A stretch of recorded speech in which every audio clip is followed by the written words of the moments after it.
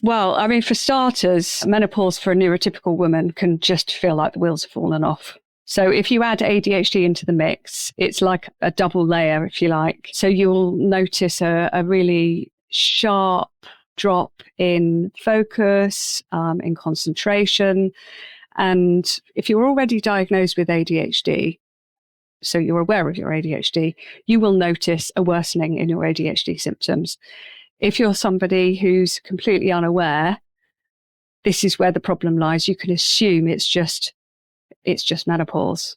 But actually, for an ADHD brain, you're feeling it a lot more deeply. Welcome to All Aboard, where we help parents navigate the ADHD journey. Whether you're at the beginning of this journey asking what now, or you've trodden this path for a while and are wondering what's next, All Aboard ADHD is here for you. We will bring you key information from expert interviews, inspiring special guest stories, and parents sharing their real-life lived experience to help you feel less alone. I'm Claire Quigley-Ward, and today we're talking about ADHD and menopause with Sharon Worth, a women's wellbeing ADHD coach and co-author of the book Meno-Wars, Battling the Menopause with ADHD. Sharon was diagnosed with ADHD at 49, then autism at 51, after her own neurodivergence became fully unmasked during perimenopause. Now postmenopausal and a mum of 3 neurodivergent children, she brings both lived and professional experience to the work she does supporting women navigating late discovery in midlife. On this podcast, we spend a lot of time talking about how to support our children.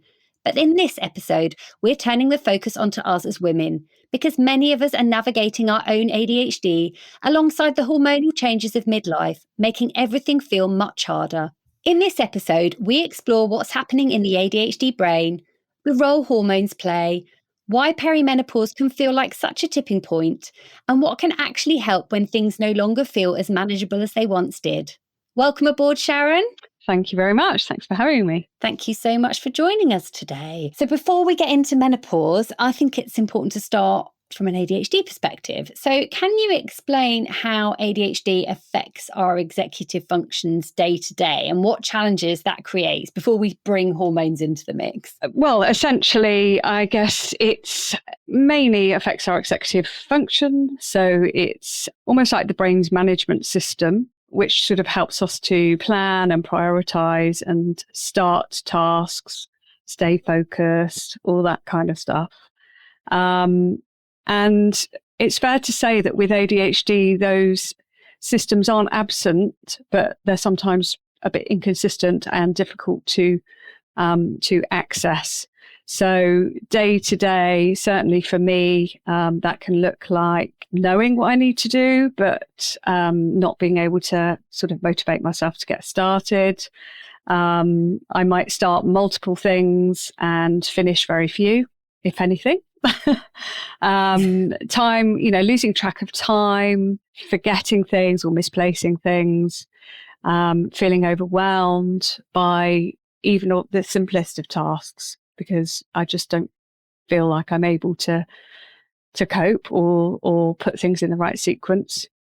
So yeah, it can be a challenge, and it can vary from day to day. Yeah, absolutely. And I can relate to many of those things myself. And that's, as we were saying before, you even bring hormones into play, which is why I thought it's important to start there, because many of us are already struggling, and that will be unique to us as individuals, how that shows up. But there is already a pressure on our executive functions. There's already a challenge that we're experiencing. So then when we do bring hormones into the picture, what role does estrogen play in the brain? And then how does that affect those executive functions that we talked about, whether that's attention, memory, emotional regulation, things like that?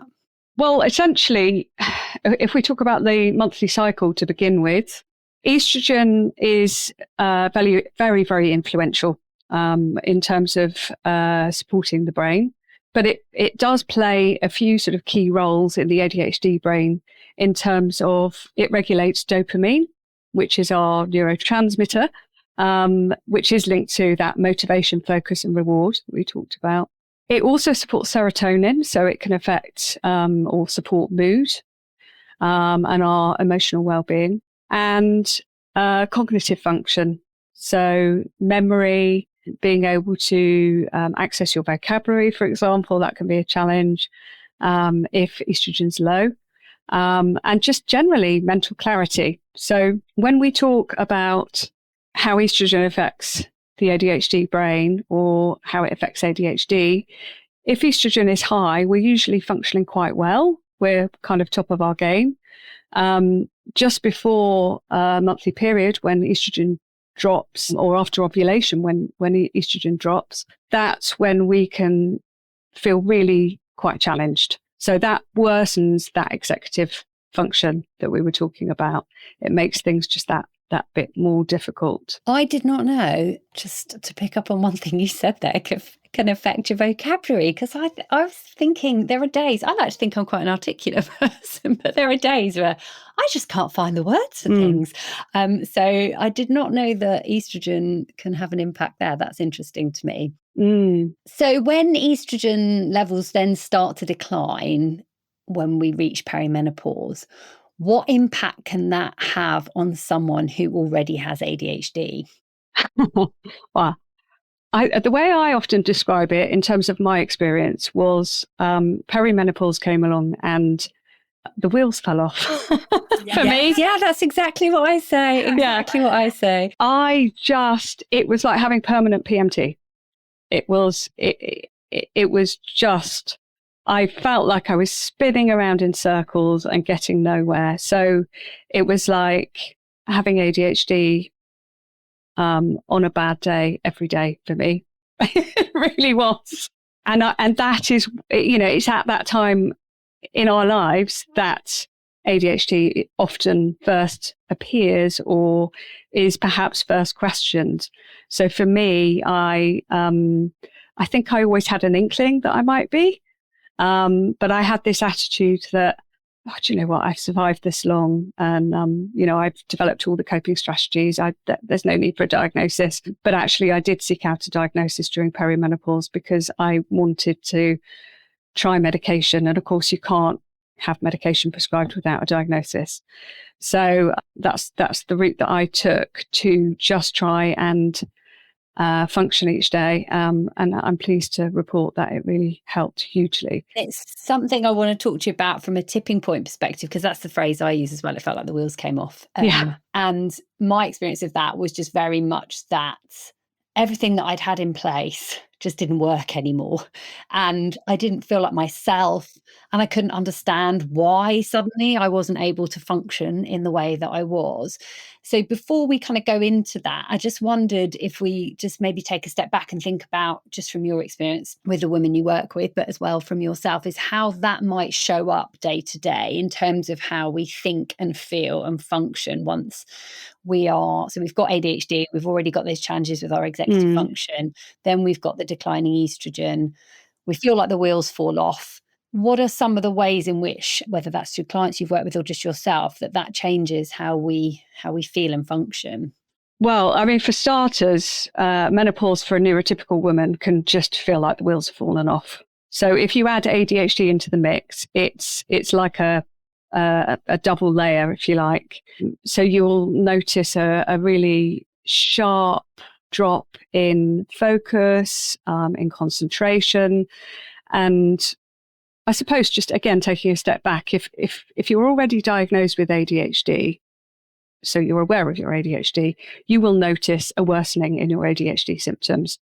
If you're somebody who's completely unaware, this is where the problem lies. You can assume it's just menopause. But actually, for an ADHD brain, you're feeling it a lot more deeply, shall we say. So yes, you've got that sharp drop in focus and concentration, and that feeling of just being foggy, increased forgetfulness. For me, for example, I missed appointments, which I'd never done before. I had everything in place to make sure that I didn't miss appointments, but somehow I started missing appointments. So I was getting more and more forgetful, and everything just felt harder. It was around that time that I actually stopped cooking an evening meal for people. And because we're all adults in my family now, all my children are grown up. So it was kind of like most evenings, it was like, not cooking, sort yourselves out, beans on toast or whatever. And emotional regulation. A lot of us are more, a lot of us are quite quick to react emotionally, but when that estrogen starts to fluctuate or fall away, and also progesterone as well. When progesterone drops in early menopause, that can really affect your emotional regulation, because that's another hormone that's responsible for mood. Yeah, for me, I just didn't feel like myself anymore is probably the best way to put it. And as I mentioned, the things that I had in place, all the strategies and the scaffolding I have around organising myself and my memory and time just didn't seem to work anymore. And as you said, everything felt so much harder. Like I just couldn't keep up with myself at the pace I used to go at. I couldn't manage everything, and I just get much more tired more easily. My capacity changed. So yeah, it was a massive tipping point for me.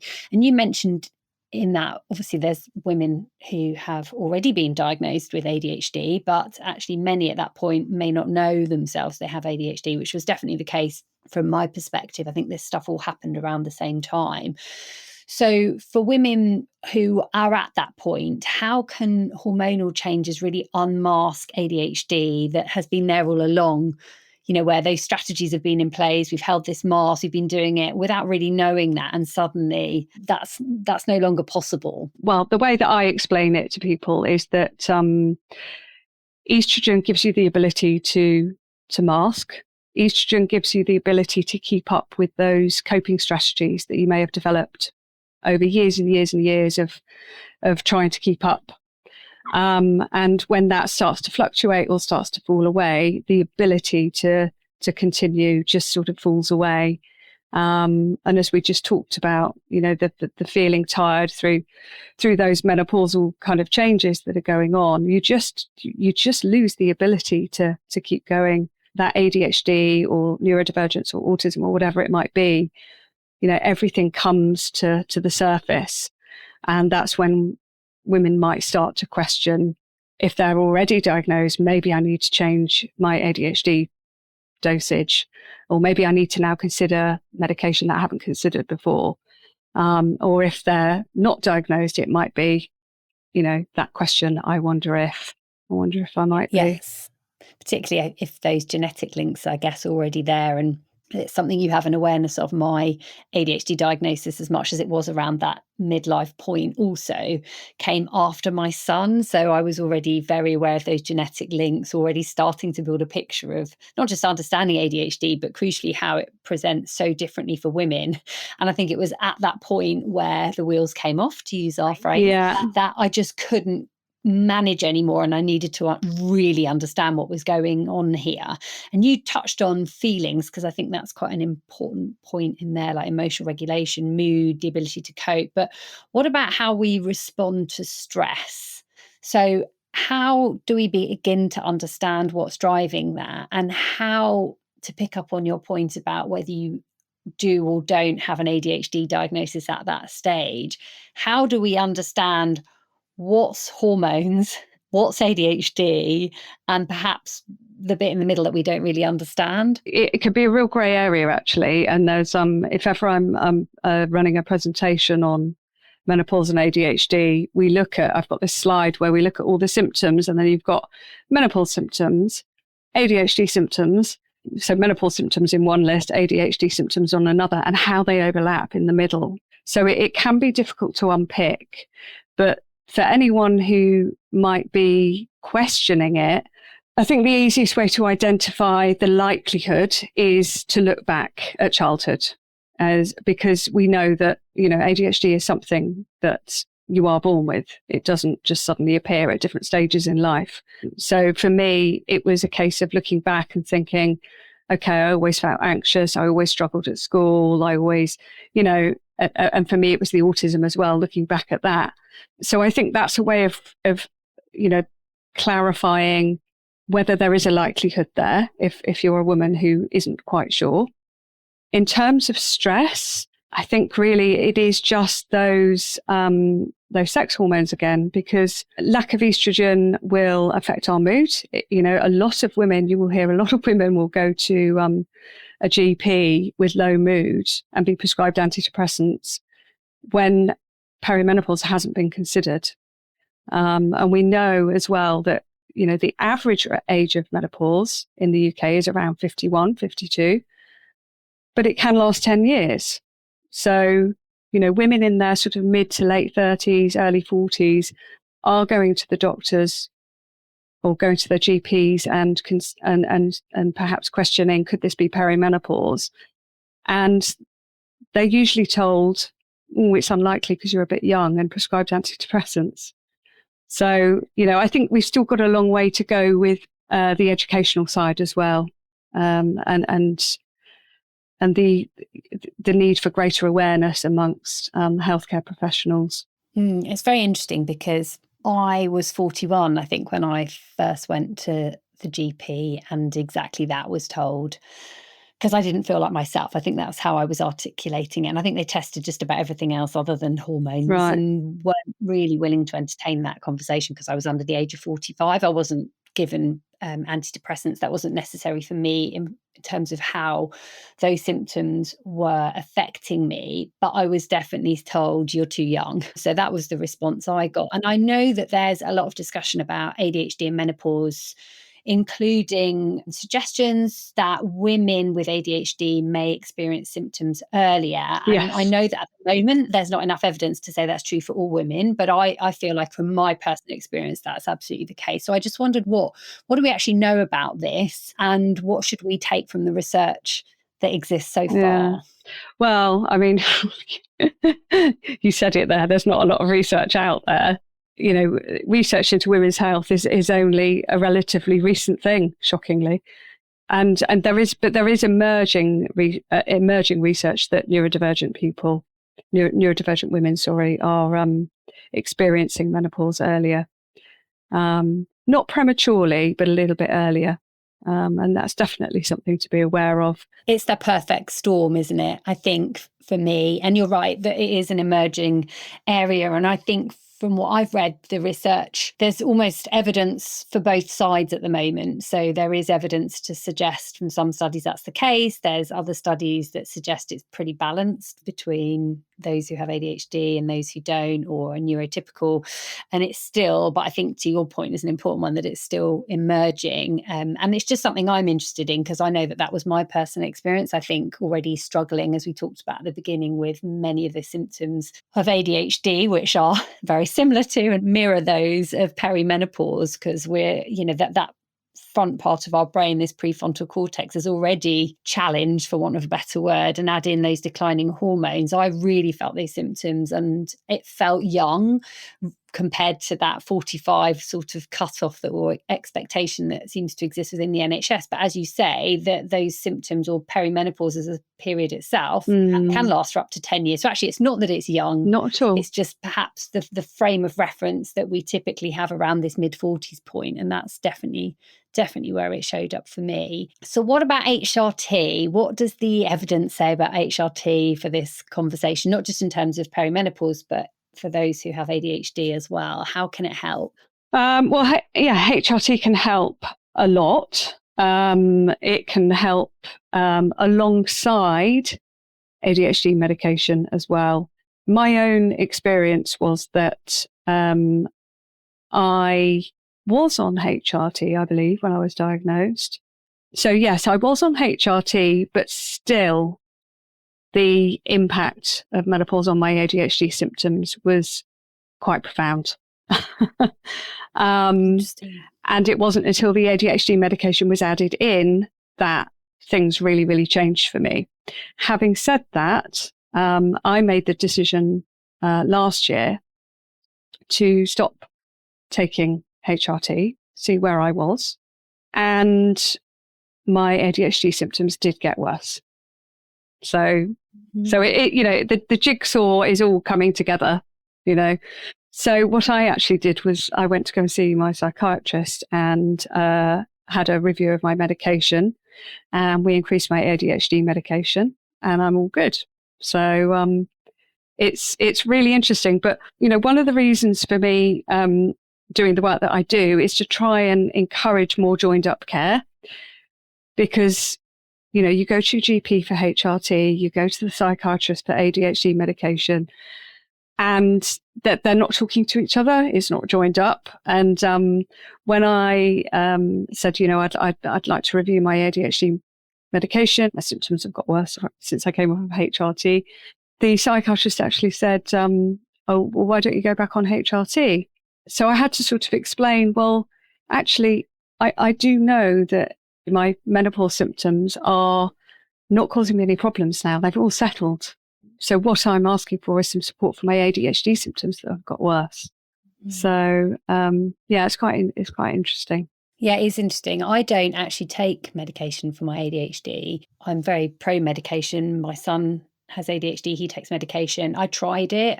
For me, I didn't find one that quite worked, that got the balance right. And I think I'd spent a lifetime of putting strategies in place that worked for me. Yeah.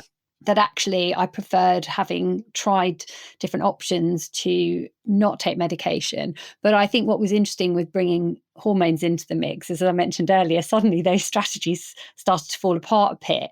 And that's when I then did go on to HRT, and HRT did help me and it did balance it out. And that's not to say that I may not take ADHD medication in the future, as you say, whether that's trying to get the balance right. Because I think with all of these things, it's the same for, if we're just talking purely about medication, if we're going down that route, it's a process of trial and error, because we all have a very, very different biology, and we have to see how these things work with our own bodies, with our own brains. And there's only one way to do that, isn't it? Is to try and see how we get the balance right. And even in that situation, we're finding, how can we balance the scales between supporting our symptoms without overwhelming us with perhaps side effects that come alongside it. And then you bring HRT into that picture, or indeed, as you're saying, take it back out. And it's about, how do we adjust and manage all these things? I like what you're saying about joined up care. I think that's a very valid point, and definitely something that's missing. I mean, I was lucky that I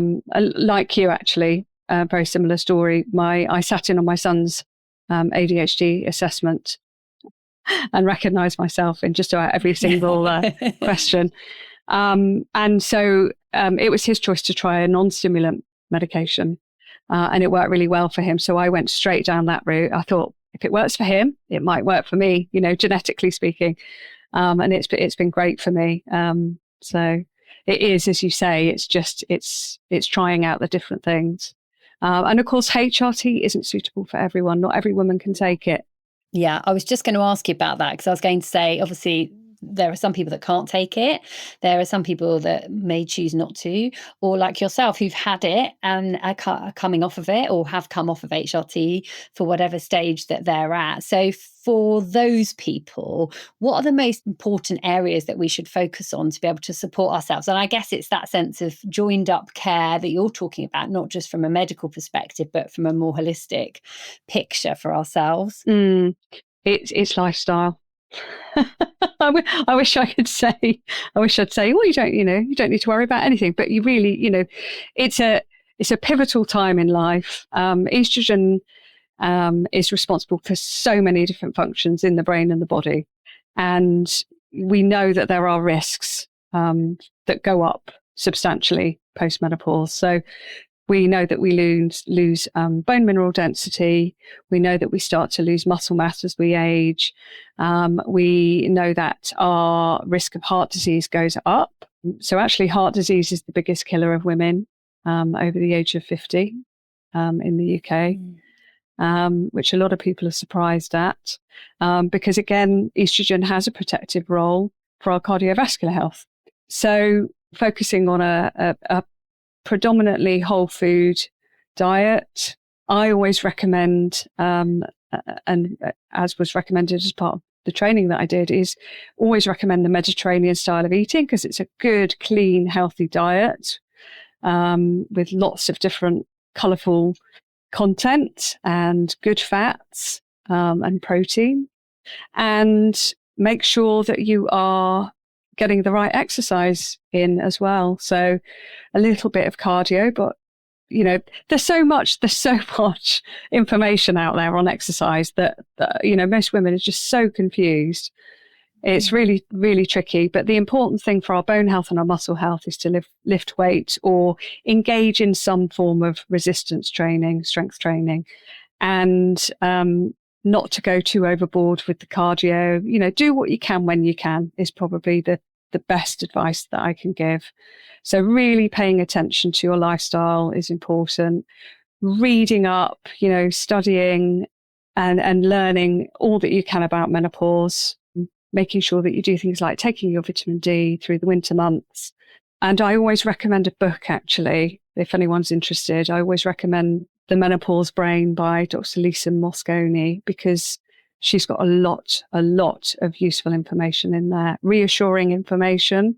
And also there's a whole segment on the efficacy of various different supplements, because the supplement industry is raking it in when it comes to menopause. And, you just don't need every supplement that's out there. You really don't. So it's worth doing your research and, getting yourself clued up on what you do and you don't need. Yeah, I think that's true of ADHD as well, isn't it? Yes, supplements. Yes. Not to say that there's not a very real need for certain supplements for people, but it's very unique to the individual. So I think you're right. I think it's a big industry. And I just wanted to pick up a little bit about what you were saying there in terms of exercise and getting that balance and between having some cardio, focusing on lifting weights, resistance training, for all of those things. Because one of the things I've really noticed, and I'm a really active person, and I like a balance, because with ADHD, unsurprisingly, get very bored very easily. So I can't do the same thing multiple times a week. I need to mix it up. Yeah. And I exercise these days actually more for my brain than anything else, because I really need that. And I notice the impact on myself when I'm not exercising. But as a perimenopausal woman, one of the things that I'm really aware of at the moment is the way in which, even with a healthy balanced diet, even with active regular exercise, that the change in my metabolism and my body without actually seemingly changing anything at a lifestyle level. I just wondered if you could just give us a little bit of insight into that, because when you were talking, I was like, oh, this is a question that's relevant to me at the moment, because it can feel really frustrating, when we're active and we're healthy and we're looking after ourselves, and yet suddenly our bodies are changing beyond our control. Yeah. I mean, it's perfectly normal to see quite visible changes, changes in breast size, waist thickness. You might feel a bit heavier, and particularly in perimenopause, when there are lots of fluctuations, you might find that you sort of have days where you feel quite puffy or bloated. I'm pleased to say, it does settle down post-menopause. We do sort of reach that new normal where everything just sort of doesn't fluctuate quite so wildly. It's quite steady, quite stable. But yes, those changes are there because everything is changing. And I have this saying that you have to meet change with change. So if your metabolism is changing, you can't expect to eat in the same way, and you can't expect to do the same exercises and expect the same results. And that's what I hear time and time again. I haven't changed anything. I haven't changed the way I eat. I haven't changed any of my exercise. Doing everything exactly the same, but I'm gaining weight. And that's the clue, but you haven't changed anything and you do need to change. So, and it can be a very personal thing. But for me, I found pushing myself too hard with running and cardio was exhausting me and having the opposite effect. And I found that I was gaining weight. So little tweaks and changes. Another person who I recommend giving a little follow and maybe reading some of her books is Dr. Stacey Sims. If you're interested in how to exercise during perimenopause and post-menopause. And it's little things like changing your training routine so that it's very polarized. So if you push yourself hard one day, then you have more of an active recovery day the next day. And we're not talking about just lying on the sofa. We're talking about, maybe going for a brisk walk or doing a little bit of yoga rather than, going out on another 10-mile run. But it is very personal, very, very personal. We've all got very unique biology. And I advocate for going with your energy. If you've got a low energy day, keep that tempo down. If you've got loads of energy, go for it. Listen to your body. I've definitely found myself doing that quite naturally, going with your body, just not having the stamina, let's say, that I would have had not even that long ago, a couple of years ago, to run the way I would, and sort of leaning now much more into those low impact exercise things that are still working with resistance, but just that are not perhaps so cardio heavy. But when you do that, and it's pick up your point, meet change with change, it's difficult, isn't it? Because I think this is a time where suddenly everything feels much harder. So how do we balance that with adjusting our expectations at the same time? And I don't just mean physically here, I mean, mentally, in terms of productivity, because that's something I think I've struggled with, where I am very guilty of sort of overcompensating and probably measuring my self-worth historically through productivity and output. And then suddenly, when you just don't have the same stamina, whether that's mentally or physically, perhaps the same energy levels, you can't go at the pace you were going, maybe you're dropping balls, maybe you're having to change things in a way that just doesn't feel very you anymore. How do we do that without feeling like we're failing? Well, I don't know. For me, it's very much about acceptance. It's accepting where you're at. And that can be quite hard. It can be quite a challenge, but just recognizing that things are changing. And, we live in a world where aging is seen as a very negative thing. But actually, if we just go with the process, we accept it and we make those adaptations, we're going to make life so much easier for ourselves. So it is about looking at your day and what is manageable, and looking at how full your cup is, looking at capacity. And if something needs to change, or something needs to be postponed or put off that day, then do it without guilt. When we look at, how we might prioritize a work day or prioritize a whole, long to-do list, we need to prioritize ourselves and our well-being into that as well. So if that means booking in, for me, every couple of weeks, I book myself a day off. I can be a bit silly and a bit naughty, and sometimes things sneak in there. Admittedly, I know that. But the intention is there. The intention is there to actually schedule in some rest time and some downtime, and not try to overcommit ourselves and spread ourselves too thin. Because we, as women, we've spent a lifetime doing that. We've been juggling everything, and when we find ourselves at this stage in life, a lot of us are sandwiched in the middle between children that might still need us. They might be teenage children. They might even be like mine. Mine are adult children, but they still have additional needs. I still need to help support them. And then we might have aging parents who need a little bit of extra help, a little bit of extra care. So actually, that analogy of put your own mask on first before trying to help anyone else is really, really key at this stage in life.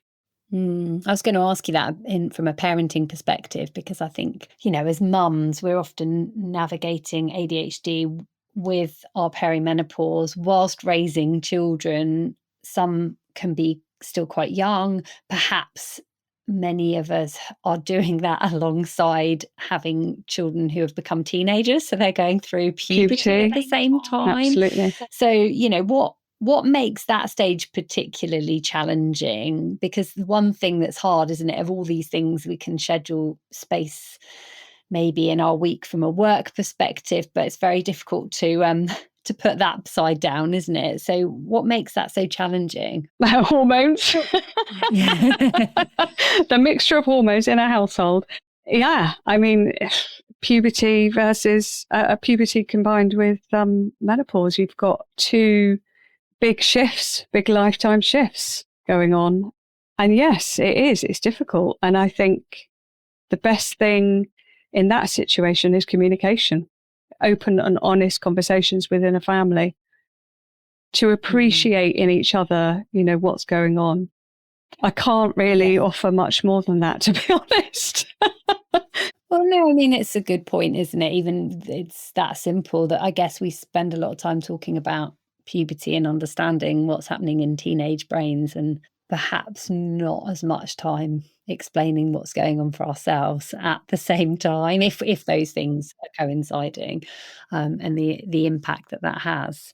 And I guess the little bit of compassion that needs to come alongside it too, because maybe at moments that those hormones clash, perhaps. Yeah. Which can make some of these things that are then already challenging enough even harder. Like, let's say, regulating ourselves emotionally when, we've got a hormonal teenager that to support at the same time. That's quite tricky. It is very tricky. And I think it does come down to communication and just being honest with each other. And if things do get explosive and they do get overwhelming, it's having that agreement within a family that it's okay to say, I'm feeling overwhelmed. I'm going to step away for 5 minutes. I just need some alone time. I just need some time to calm down. And for our teenagers to be able to say that to us as well. So we know when to back off. Yeah, give us that space to reset and then come back for the all-important repair. So if you're listening to this and you're thinking, and to your point, may have diagnosed or undiagnosed ADHD, but likely listening to this podcast because their children do. So there's a genetic link that they're around that age, even if it's late 30s, early 40s, not in that kind of 45 perimenopause window that we might expect, and they're listening to this conversation thinking, God, yeah, that's me. Suddenly everything just feels so much harder, or I just really don't feel like myself anymore. And perhaps they've even tried to reach out like I did. You've gone to the GP and you're told, well, you're not 45. What should their first step be? What would you recommend in that stage, at that point, for those people? I think it's really key to actually track your symptoms. So, start keeping a journal or a diary, or you could use one of the tracking apps. There's the Balance app, for example, which will hold some really useful information if you're going to go and speak to your GP. So it will help for you to go along and say, I think I'm perimenopause, or this is what's been happening. This is what I'm tracking. So tracking your periods, tracking your mood, tracking your emotions, and also just go armed, having done your research. You can go in and confidently say, I know that perimenopause can last up to 10 years, and I know that the average age is 51 or 52 in the UK. Don't be afraid to ask for a second opinion. And also bear in mind that a lot of surgeries now actually have a menopause specialist GP or a menopause specialist nurse. So it's worth asking that question as well. So they are trained in recognizing menopause in women. So, yeah. Does that answer your question? Yeah, it does. Absolutely. Thank you. Because I think it can, particularly when we're managing the needs of our children, and often we forget ourselves in all of this. We sort of slip to the bottom of the list repeatedly, don't we? And we think we must do something about it. And then time goes on and suddenly these things are harder. And maybe we did go to the GP and we weren't listened to, and we're aware that, things are not getting any easier. It's just giving people a sense of what should they do. And I think, symptom tracking, as you're suggesting, is a really good place to start, and doing a research so that when you go in, that you are equipped with that information. I mean, I took your point there, because this is what I did. I actually went and got a second opinion when it came to me, because I just thought, I was so sure, having done all the things you just mentioned, that no, this is definitely hormonal. So I think that's a good option too, if you feel like you've tried and you're kind of not being taken seriously or getting the support that you need, to try again. So what final message would you like to leave mums, the women listening, to help them feel less alone at this stage of their ADHD journey through perimenopause? I think the key thing is to remind everyone that they are not alone, absolutely not alone. And there are, there's plenty of support out there. So do talk, do communicate, talk with friends who understand, who are going through the similar sort of journey. And the book that I co-wrote with Chantal Knight, called Meno-Wars, it's all about, it's called Battling the Menopause with ADHD, and it's called Comorbidities. It's a book that's full of lots of useful information and strategies for literally riding this roller coaster. So that's available on Amazon for anyone who might be interested. Sharon, thank you so much for joining us today. Thank you. Thanks for having me. I hope it's been helpful. If you'd like to learn more about today's episode, then please do check out our show notes below for more information. Or if you'd like to find out about how I can help support you and your children with personalised ADHD coaching, then please do head to allaboardadhd.com. You can also find me on Instagram and TikTok at allaboardadhd. Most importantly, if you enjoyed this episode and found it helpful, please can you follow and review All Aboard to help other parents find this podcast and welcome them aboard our journey too. Thank you for listening to All Aboard ADHD.